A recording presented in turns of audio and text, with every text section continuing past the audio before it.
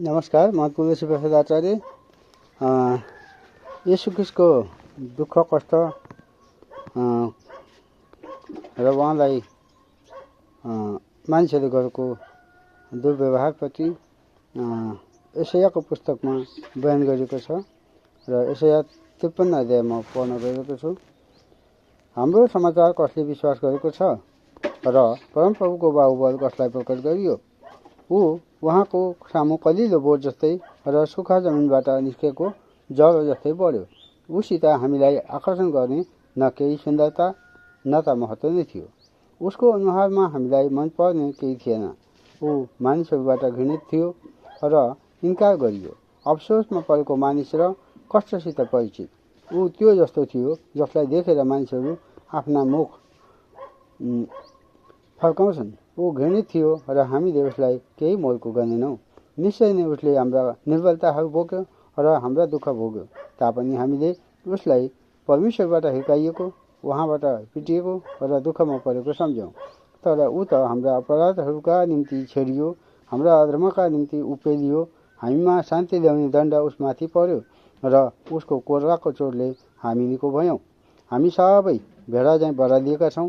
हामी हरेक आफ्नै बाटोतिर लागेका छौँ र परमप्रभुले उसमाथि हामी सबैको अधर्म हालिदिनु भएको छ। ऊ थिचोमिचोमा पर्यो र उसलाई कष्ट पर्यो। तापनि उसले आफ्नो मुख खोलेन। मारिनलाई लगेको थोमा जस्तै ऊ डोर्याएर लगियो। आफ्नो उन कत्रनेको सामु भेडा मौन भए झैँ उसले पनि आफ्नो मुख खोलेन। अत्याचार र इन्साफद्वारा ऊ लगियो। उसका सन्तानका बारेमा कसले विचार गर्न सक्छ?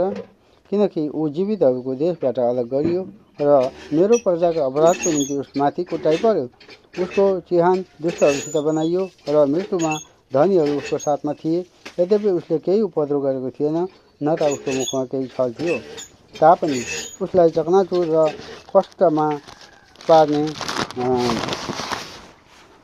परमप्रभुको इच्छा थियो र परमप्रभुले उसको प्राणलाई दोष बलि झैँ बनाउनु भए तापनि उसले आफ्नो छोराछोरीलाई देख्नेछ र आफ्नो दिन बढाउनेछ र परमप्रभुको इच्छा उहाँकै हातमा उन्नत हुनेछ। उसका प्राणको वेदनापछि उसले जीवनको ज्योति देख्नेछ र सन्तुष्ट हुनेछ। आफ्नो ज्ञानद्वारा मेरो धर्मी दासले धेरैलाई धर्मी बनाउनेछ र उसले तिनीहरूका अधर्म बोक्नेछ।